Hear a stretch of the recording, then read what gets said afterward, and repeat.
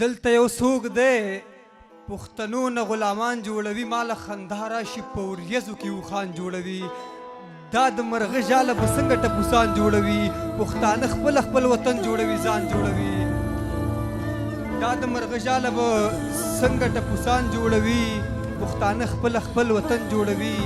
ځان جوړوي بیا هم سلامونه مې قبول کړي ټولو ملګرو مننه کوم چې مېلمنو قدر یې وکړو مېلمنو ته یې مینه ورکړه خبرونه به تېر شمه د شعرونو ته راځمه چې یو څوک دی چې په منځ کې لر او بر جدا کوي یو څوک دی چې په منځ کې لر او بر جدا کوي ما ویلې که تنې نه زما سر جدا کوي باچا چېرته یې وګوره دا ظلم دی که نه دی د مور نه چې ماشوم بچی نه هر جدا کوي ړانده دي یا کاڼه دي یا خر شوي دي دا خلک دا دومره پښتانه چې په یو ور جدا کوي که ډېرې شي که لږې شي پیسې د چا په کور کې خو دوه ورونه په یو کور کې اکثر جدا کوي عباسه د نړۍ دې مدارانو ته د خیال دی عباسه پښتانه څه په هنر جدا کوي زه وخت نه نیسم اخري کلام وایم چې هر سړی کار وکوي وطن له څه ناسه بچو هر سړی کار وکوي وطن له څه ناسه بچو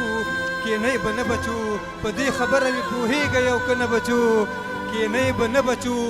په اتفاق شي سره لاس یو بل له ورکوي بچو ځان برابر کوي بچو د یو ابۍ نه پیدا ټول پښتانه بچو کینی به نه بچو کتاب راواخلئ د تاریخ ناول ځان خبر کوي بیا ماشومان خبر کوي هسې نه پاتې شي ړانده یا کاڼه بچو کینی به نه بچو او خوله سیزي دومره ډېره ګرمه به هم نه خورئ بچو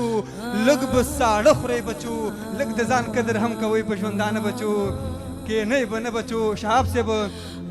خوله سیزي دومره ډېره ګرمه به هم نه خورئ بچو لږ به ساړه خورئ بچو لږ د ځان قدر هم کوئ په ژوندانه بچو کینی به نه بچو وایي بابک عباسه تاسو پرمختګ وکئ لږ مخکې تګ وکئ په هر ډګر یې مه ولاړ در سره زه بچو کینی به نه بچو